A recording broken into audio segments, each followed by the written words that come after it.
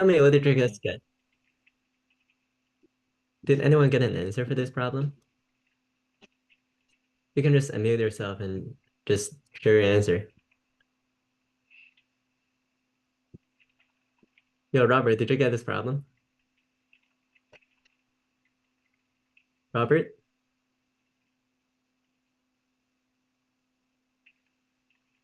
Okay, so if nobody solved this problem, I mean that'll be quite unfortunate, but so I'll start presenting. If you have any idea as I present, you can feel free to share it.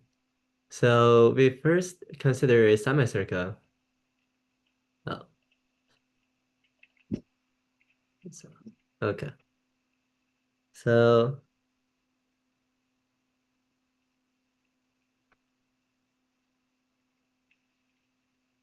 okay, semicircle AB. And given that a point C is on the semicircle, we let it to be here without loss of generality. So a natural thing to do now is to connect AC and BC.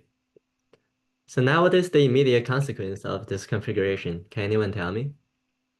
What is the first thing that you can deduce from this configuration?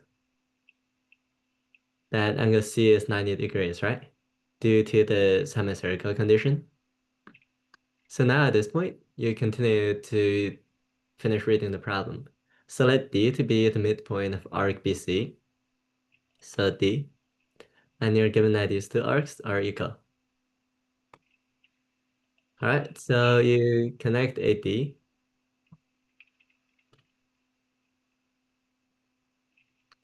So you're given that AD and BC means that E.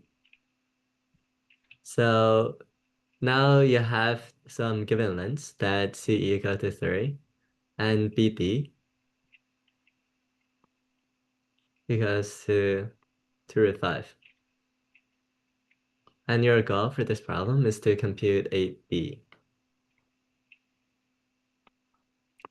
So the first thing to do in this problem is to try to deduce immediate conclusions. So the first thing you can see here is the semicircle condition. So therefore, angle D is 90 degrees. And additionally, from the equal arcs condition, that if you consider the circle, if you have two equal arcs, they have to correspond to the same angle bisector theorem. That theoretically should be a possibility, but due to the I do believe there exists a solution with angle bisector theorem, but for this problem in particular, I don't think it's the most efficient. But it should work.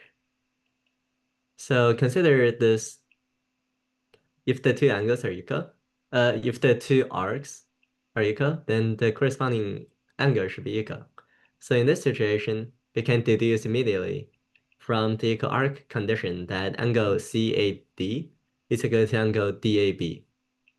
Okay? So at this point, we deduced all the immediate conclusions. So we have to try to come up with something new. So in this case, the construction that I used is a fairly well-known one to do this. Extend AC and BD. Oh, they're not isosceles, by the way. It's just the configuration is hallucinating. So if you let it to raise AC and BD to meet at a point called P.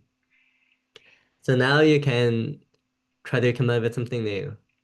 And by the way, this is a really common configuration to draw. So if they gave you a semicircle, you should really consider completing this to be a triangle because E is the orthocenter of ABP. For this problem in particularly, you do not need to know the orthocenter configuration. But from here, you can deduce some other facts. Like for example, if you consider the quadrilateral C, P, D, E. This is a really special quadrilateral because the two opposite angles are right angles. So therefore, you can deduce this is a cyclic quadrilateral. Are we following here? Any questions? Okay, so now we have this conclusion that this is a cyclic quadrilateral. So we have to use this condition. In this problem, angle tracing doesn't seem very promising here. So if we cannot do angle tracing, we naturally think about power fit point. So it's either A or B. I don't because the length conditions are more centered around B. So we apply power fit point of B with respect to the circle C, P, D, E. And after the application, you should result in B, D times BP because B, E times EC. So in this equation, there's a lot of lengths already known. So for example, we know that BP equals to 2 root 5. And we also know that BC equals to 3 plus BE because we are given that CE is equal to 3. So it's BE and BP that are left. So now we can look at the diagram again. So try to deduce something. So we say there you go. And we also know that this is a right angle. So now this should remind you of this isosceles triangle. And if this is an altitude, it means it's also a median. So this length is equal to this length. So therefore, BD equal to PD, which is equal to 2 root 5. So now we going back to this BP, it is equal to 2 times 2 root 5. Does it make sense? Okay, so now we can solve this equation in terms of BE. So here we go. So 8 times 5 is equal to letting BE to be y times y plus 3.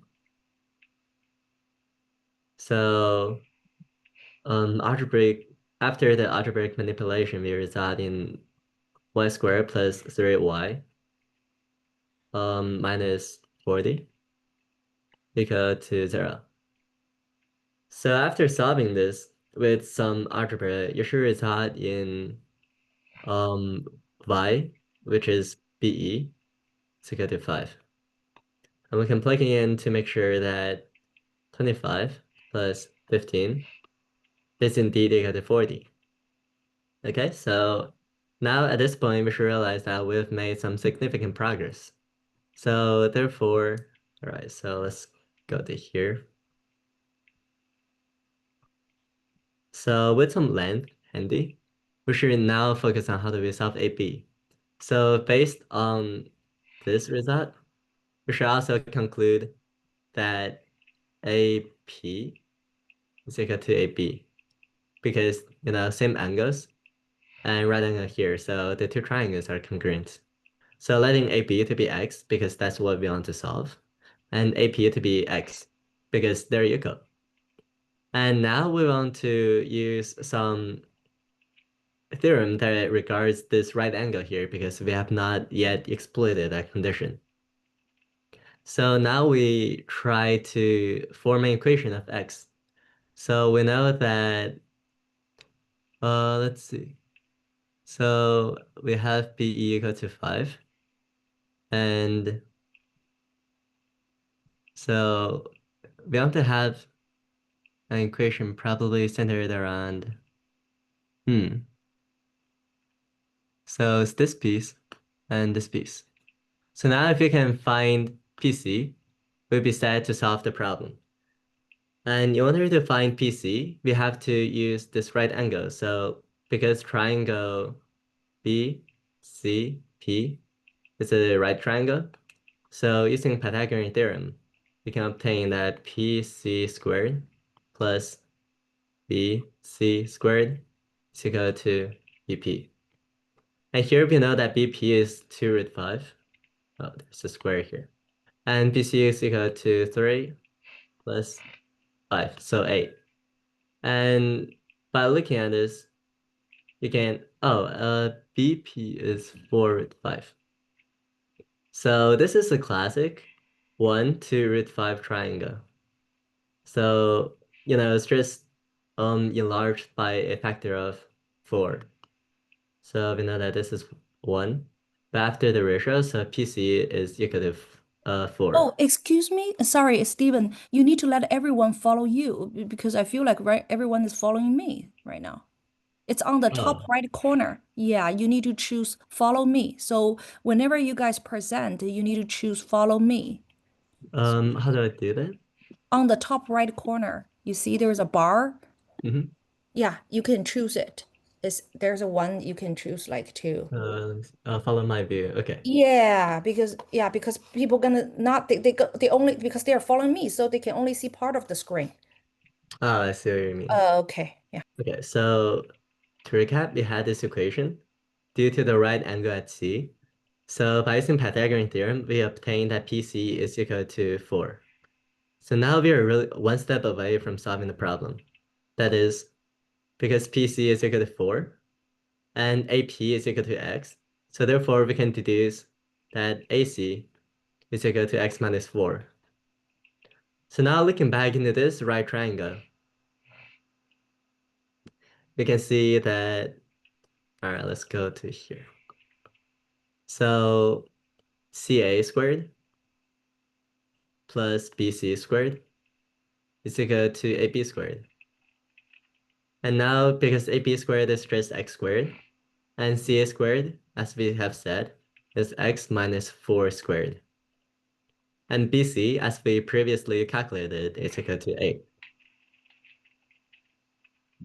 All right, so now with some observation, we can see the classic Pythagorean triplet that 6, 8, and 10 works because 6 and 10 differ by a difference of 4. So therefore, x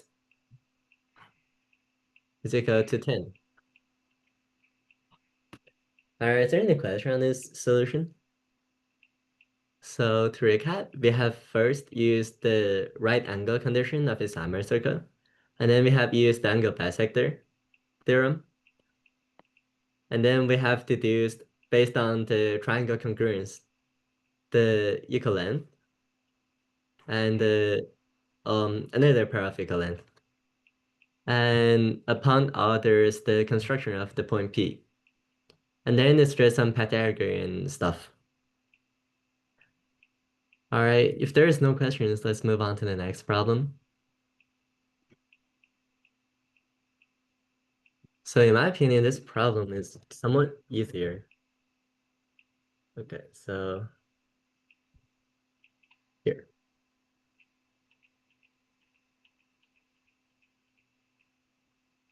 All right, so consider a right triangle ABC.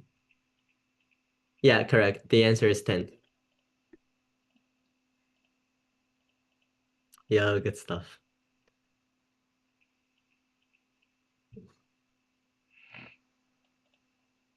Whoever's pasting the JavaScript, can you stop and can you delete that, please? That'd be much appreciated. Okay, so, right. This right angle here, and right angles at C, so you have A and B on the bottom. And you know that AC is equal to 8, and BC is equal to 6. Oh man. Okay, so let's let this point to be B. So this becomes 6, and this becomes 8. Well, let me just redo this diagram. Okay, so because A is on the further side, so A is here, and AC is 8, and BC is 6, and here's B, and here's 10. Okay, so now consider a circle centered at C that has radius of 2. And in fact, the radius does not really matter in this problem. It's meant to be a little trick. So BQ and Q and P. Uh, Actually, in this problem, I think it's more convenient for P to be on this side. Okay, so after that we have BQ and AP to meet at R. So connecting these lines, this point denoted to be R, and CR and AB, this line,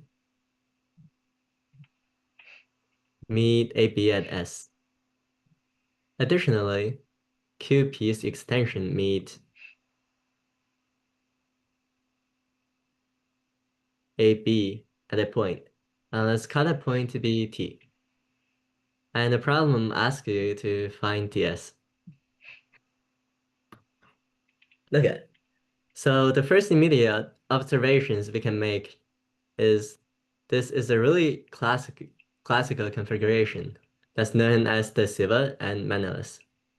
So in a Siva configuration, we have three Sivians, which is a line connecting the vertex to a point on the opposite side.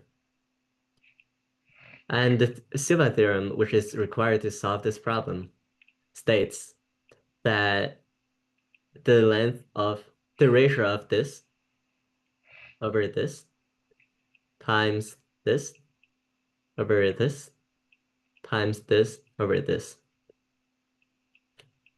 is equal to 1. So if we formalize it, A, B, C, D, E, F, then A over B times C over D times E over F in all cases shall equal to 1. Okay, so now we can try to identify such configuration in this problem in order to apply this really powerful tool. And we can see that in triangle ABC, with respect, this point corresponds to this point R here. So therefore, we can confidently apply the Siva's theorem. So if we use the same labeling, A, B, C, D, E, F. Even though we know many of the values there, it is preferred to stay in the symbolic manipulation in this problem particularly. So A times B over C times D times E over F equals to 1. And there's another theorem that I'm not sure if you guys are aware of, but it's good to know. It's called the Menelaus. Can you guys raise your hand if you know that theorem? The Menelaus, which is, let me write it here on the right side. So Menelaus. So this still with respect to a triangle. And assuming there's a line that passes through all three sides. If it doesn't pass through any, then just extend a side.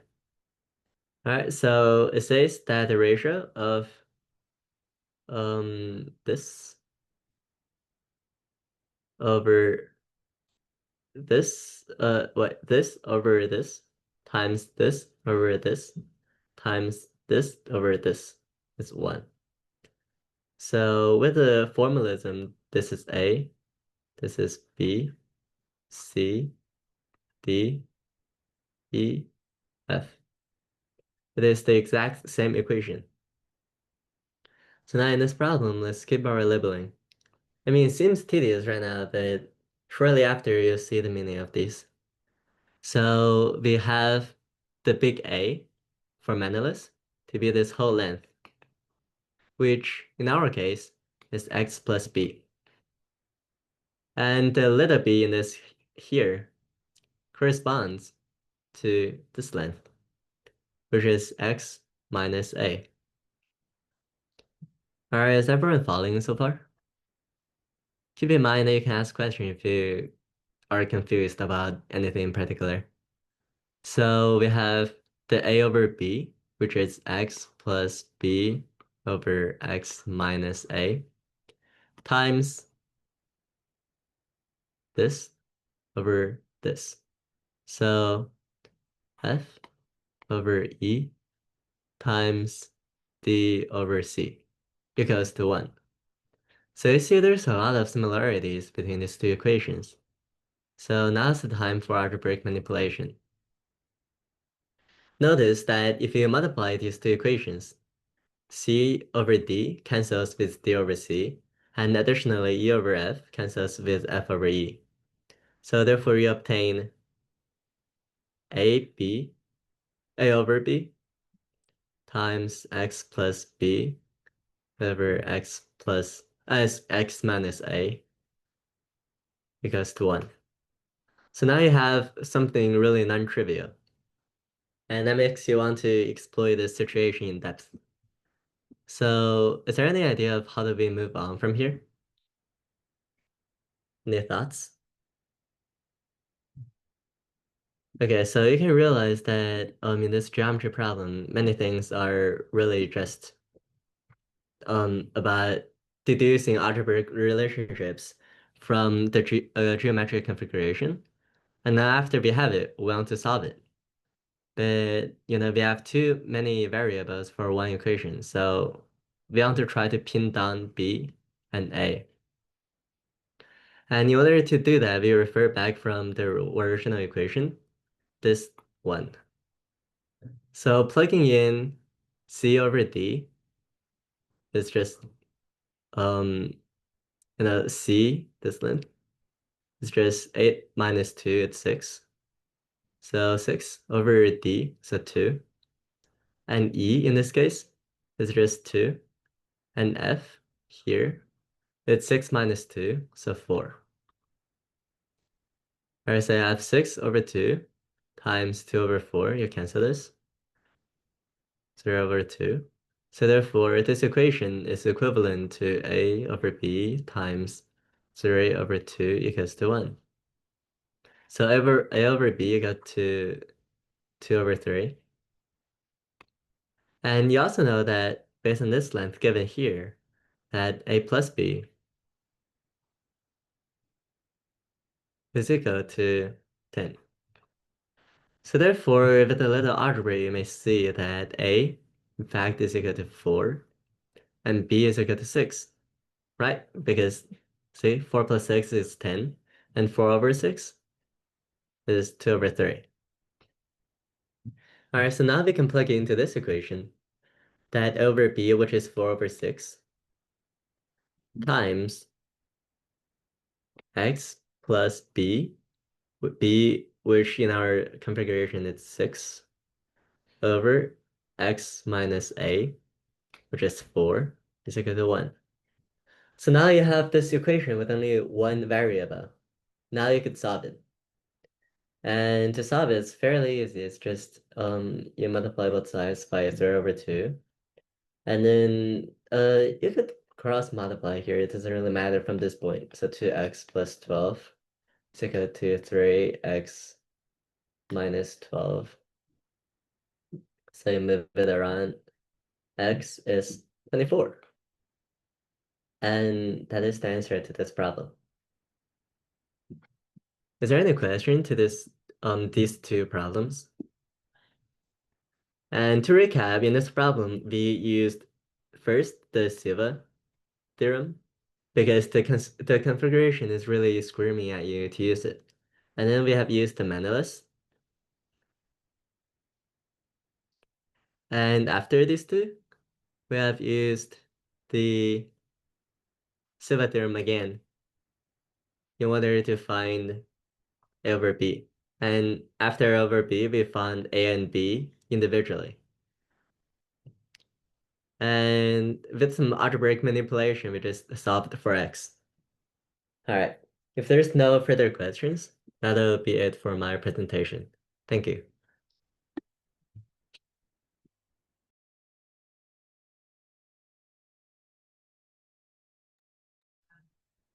Derek, didn't I speak to your combinatorics primes now?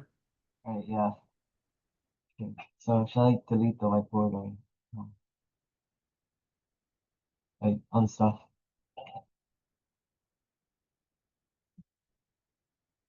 Okay, I'll just like move somewhere else. Alright.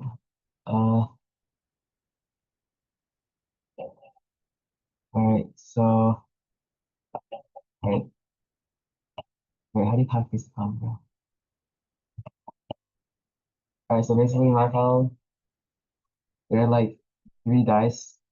One that rolls, Oh, Derek, can you please copy paste the problem first? yeah, I'm trying, it doesn't work. Wait, how do you add it? You can screenshot and then drag it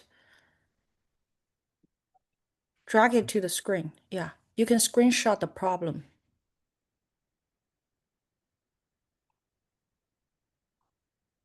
Can you? Uh, how exactly? Let me find the problem.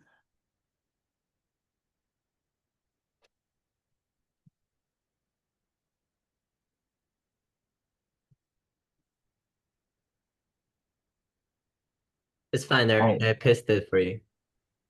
alright, thanks. Alright, so yeah, this is the problem. So Okay. Ryan has like three dice there, and like they roll threes like different amounts of times. And you want to find like the probability that he rolls a three, given that like his first two rolls are threes. Oh, and by the way, I forgot to specify, but like P and Q should be like positive integers, and like it should be like irreducible fraction. Anyways, so we can use conditional probability to solve this problem because like we don't know like which of the dice he's used after like the first two rolls. So basically, in order to like figure out like the probability of like each dice, we can have like a so for the fair dice, the probability would be like 1/6 squared, and then for like the first weighted dice, it'd be like 6/7 squared, and then for the last dice, it'd be like 2/7 squared. Alright, so that's like the probabilities of like each dice being rolled. And then for conditional probability, we can like, add all these cases up. Um, yeah. Anyways, we can add these numbers up and then multiply. I mean, not multiply, but like on the numerator, add the probability of that like each dice has rolled three threes. So then that'd be like 1/6 to the third plus 6/7 to the third plus 2/7 to the third. And then like these numbers are like really annoying and take like forever. But after like a lot of off-camera arithmetic, you get like 6,000, oops, 6,000, uh, 6,961 over 8,000, like 934. And then you add these two numbers up and then take mod 1,000. And yeah, the answer is 895. Yeah. Any questions? Okay. Then we can move on to the next question.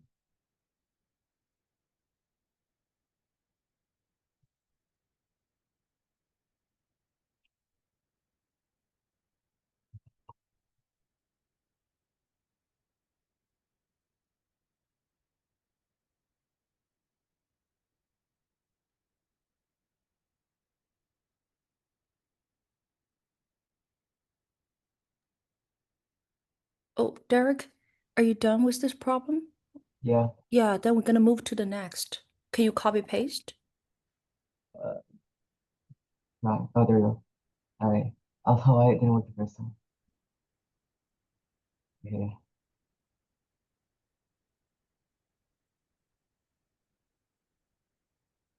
Okay. So this problem is kind of like badly worded. But basically, the problem is asking for like how many m are there such that like there exists a number, like I don't know, call it x or something. Uh like call it like x, such that like x is divisible by like all the numbers 1, 2, 3, dot dot dot, up to like I don't know, m minus 1. So like x is divisible by all these numbers, but then it's not divisible by m, like not m, or m plus 1, uh, and then blah blah blah until like n. So basically, yeah, that's what the problem's asking for. These don't work. Like we want to find all the m such that like this is possible. And m and n plus 1 are the only like numbers that are known. So like for this problem, we can just like ignore all the other stuff after n. Uh, all that does is constrain like m to be less than 499. Okay, so you notice that if like x is not divisible by m, and x and like m is not a power prime, so like if m isn't like some p to the k, then like I don't know, say m is like a times b, where a and b are like non-unity. Uh, then if x isn't divisible by m, then it must not be divisible by a or b either. Um, this is like some theorem. Uh, and then that like doesn't work with our thing because the only two numbers that can't be divisible by must be m and m plus n. And conversely, if like x isn't divisible by m, and like m is like uh less than or equal to n, but too much, then like 2n would also be like divisible. So we can have that either. Like that doesn't really matter in this case. Uh, so we know that like m must be like p to the k, or must be in some form of p to the k. And then by the same logic, m plus 1 must also be like some p to the k. So yeah, m is p to the k plus some p to the k, and then like n is some other like thing prime to the powers like I don't know, p to l or something. So then we can just like find all the pairs that work. And notice that since m and m plus 1 are different parity, that means one of them must be even. But the only like even prime powers are like 2 to the something, like powers of 2. So one of these must be a power of 2. So one of these is like 2 to the something. 7 we can bash. So 1 doesn't work because like all numbers are divisible by 1. Then 2 and 3 works because those are both power of prime. And then same goes to 3, 4, 7, 8, 16, 31, 127, and 256. And then yeah, that sums to 454. So that should be the correct answer. And also like the answer I put on the answer key is wrong because like I'm kind of bad and bashed it wrong. So yeah. Do you guys have any questions? Okay. Uh, Andy, you can explain now. Thanks. All right, time to lock in, I guess.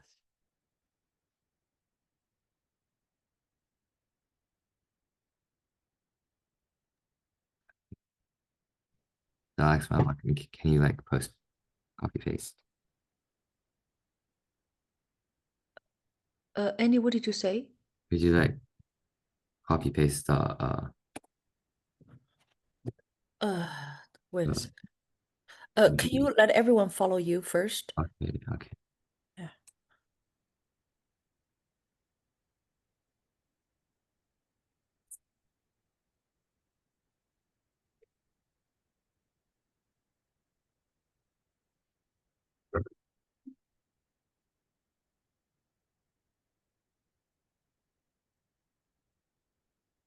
Not everyone following Amy Liu. Everyone follow Andy Liu, please.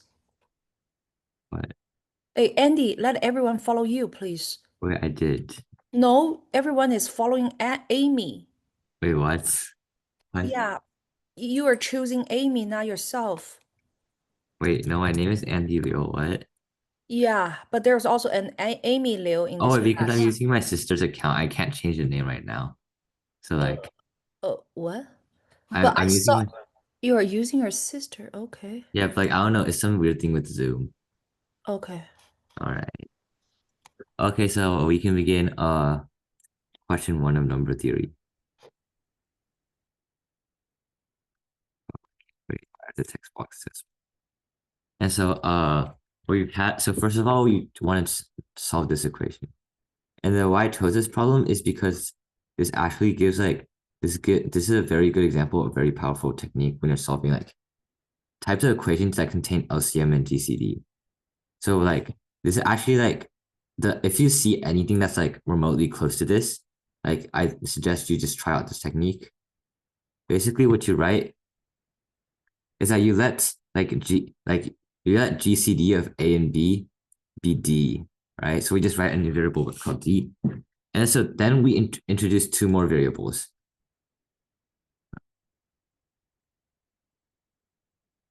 Wait, why is the text box so small? Uh,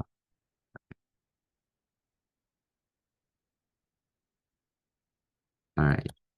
So we have to introduce two new variables. Their names are like X and Y. Actually, this can be anything. It's like E is equal to. So D is, why is this so hard? Yeah, so D, we let this equals to GCD of A and B, right?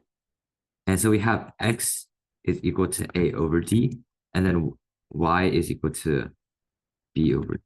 And like, so by definition of GCD, you can see that these two are well defined. So can you guys like understand where we're coming from?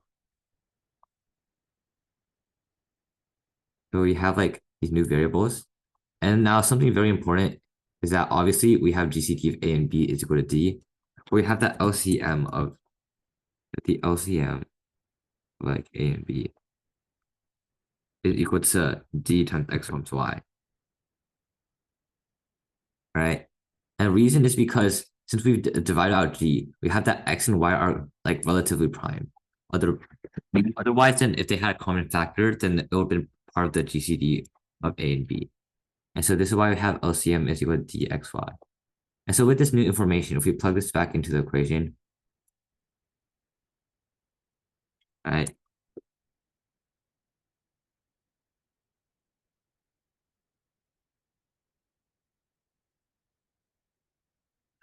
So we have that LCM minus GCD is equal to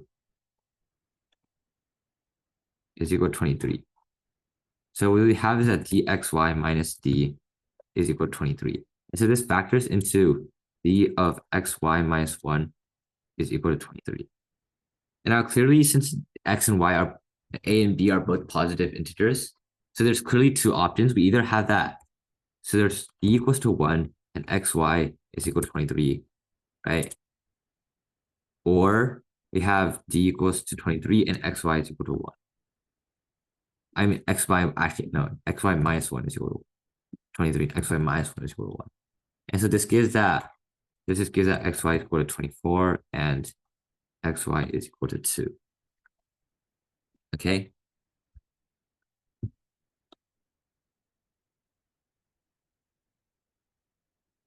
So after we get these values, like we can notice that actually not that hard to find, like compute the values A and B. And so let's first consider the 24, the D equals to 1 case. In that case, like x comma y, there's like a ton of possible values because we know like the factors of 24. So 1 comma 24, 120, so 1, 2, 3, 4, 6, 8, 12, 24. And so these are pairs, right? So we have the pairs are 1 comma 2, I mean 1 comma 24, 2 comma 12, 3 comma 8, and 4 comma 6. And since d equals to 1, these are also the values of, these are also equal to the pairs of A and B. And so that means that like so these are already the pairs that we can like get. And you can also check by plugging back in that these are like what we want. And the other option is if d of d is equal to 23. Then x, y obviously can only be equal to 2, which means that we have like A and B are 23 and 46 because the GCD is 23. And so clearly and so now we can see that these are all the possible values. And so all we have to do is just add them up directly. And so you have that 1 plus 24, right? Plus 24. Wait, how no? What? Oh, wait, yeah. Wait, yeah. So we can, wait, I think I made a mistake. What am I doing? Okay, yeah, so 2 and 12 doesn't work, and neither does 4 and 6. What am I doing with my life right now? All right. And so what we have is 1 plus 24, and plus 3 plus 8, and then plus 23 plus 46. And so that means I made a mistake and I have to change the answer. What am I doing right now? That's 25 plus 11 plus 16. And that's equal to 85. Wait, wait. Anyways, okay, yeah.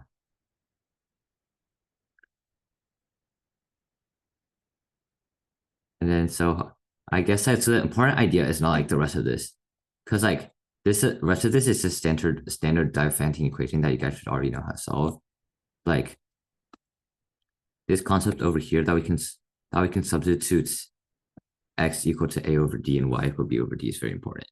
Because that gives us a very simple way of managing the LCM term, the LCM and the GCD terms. So do you guys understand that concept? Like type in chat.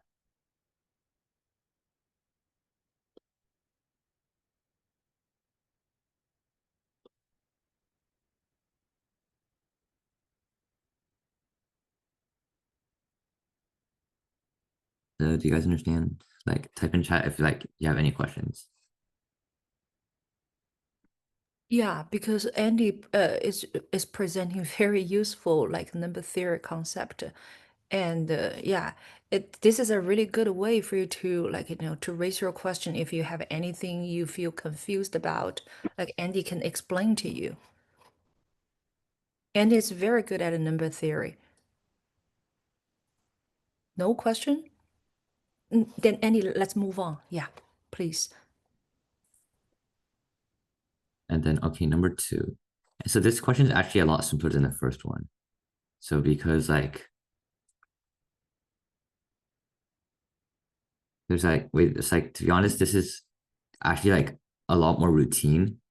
And so what we have to do is literally just the Euclidean algorithm. There's like nothing very special about it. It's so we have 5n plus 11. So GCD of 5n plus 11. Then and n plus. So we can use this Euclidean algorithm. So like I think you guys already know this, right? So this is gonna be equal to GCD of 5n plus 11 minus 5 times n plus 7.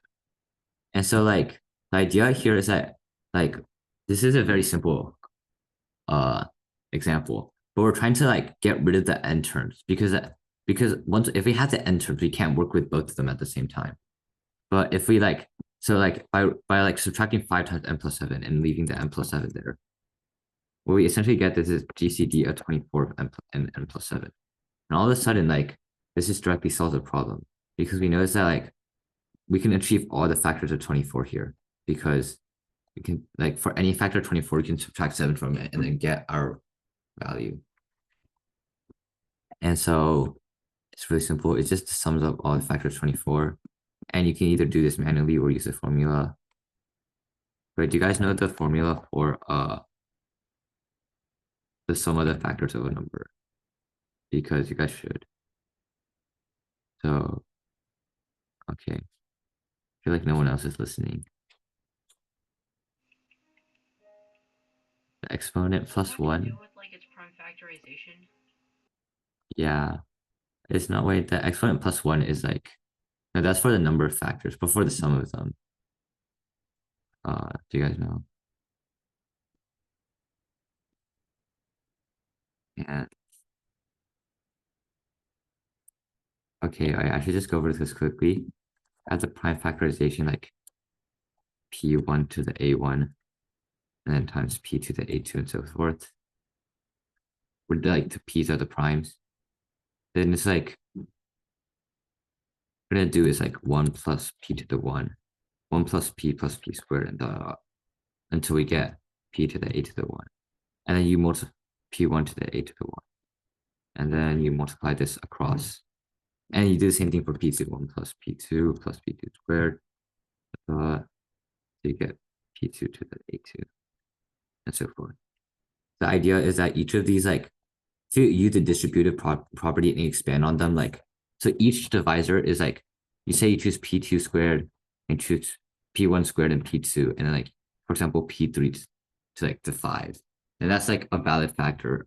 That's like a valid factor. And so since we're summing them all up, we just get this.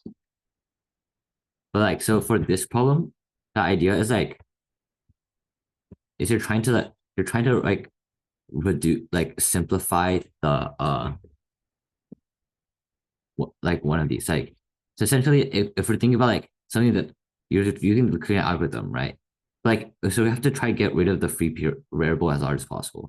So like as you go up further, like you'll see like many problems, it's like some huge some like big polynomial, like I can't think of an example right now, but like you have some like really big expression, like say a to the q minus 1 divides like I don't know, a to the 4 plus b to b squared, right?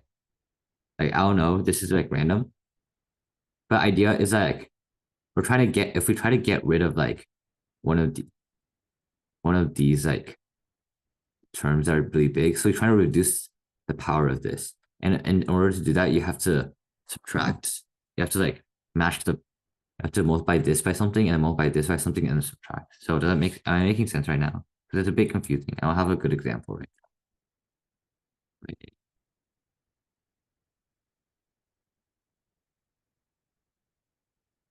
So does that make sense right now?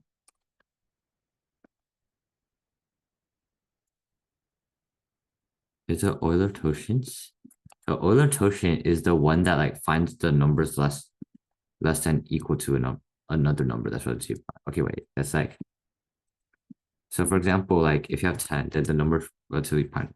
So this is unrelated, but like, yeah, this is quite unrelated. Like 7, 10, 7, 9. So these are the numbers that like the GCD of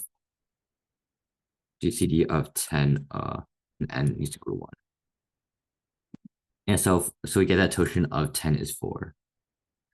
Wait, okay, so for the previous example, I have like another sort of related example. This also like, because this idea appears more common when you have like one thing divides another. Like, so my example is a squared minus b minus 1 divides.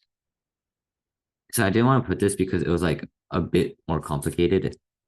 But like essentially what you have to do here is that you have to subtract the a squared part, right? Okay, so and then we just go like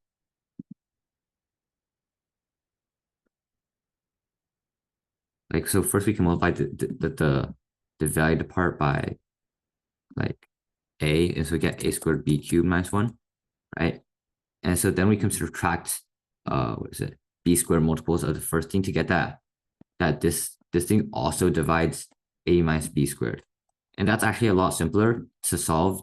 That like, so this thing, So if you want to work between expressions a b cubed minus 1 and a minus b squared, then the second one is a lot more simpler. And so like it's just the idea. And so do you guys have any questions?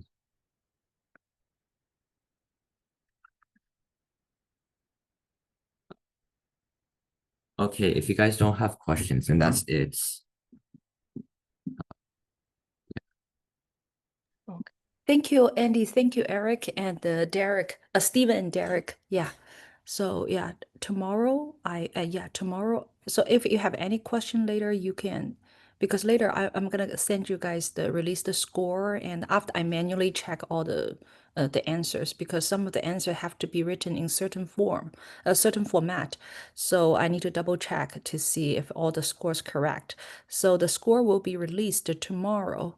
And tonight I will upload the video and also send an email, the problem sheet and solution manual to you guys. So if you have any question, you can always email us. So this is our last session. Thank you so much for you guys like keeping up all the time for this entire 5 weeks, and hope you guys make a great do a great job in the upcoming AMC 10 or 12 exams. Our problems are very hard, actually, to be honest. Even we probably let when we write the when we were originally right, everyone said that there's only just the AMC 10 level, but actually some of the question can be intermediate AMY level. But yeah, but it's good. It's good to to challenge yourself with some harder questions. So during this process, you can learn some new concepts. So every time when I email you guys, the solution manual, I also email you some like the YouTube videos related to some new topics, so you can watch them and try to, yeah. All these kids, all our lecturers, our hosts, they not only just taking class outside, but also they study by themselves sometimes, study the AOPX textbook, and sometimes when they learn some concept, they also need to Google search online to read the Wikipedia or some other articles from some other resources to learn certain subject. So yeah, keep up the good work, okay? We're really looking forward to hearing the great performance in your AMC 10, upcoming AMC 10, 12 exams. So let's call it a day, okay? Bye. Bye. Bye. Have a nice evening. Thank you so much. All right. Thank Thank you. you for You're coming. welcome. Yeah, thank you. Bye. Thank you. Mhm.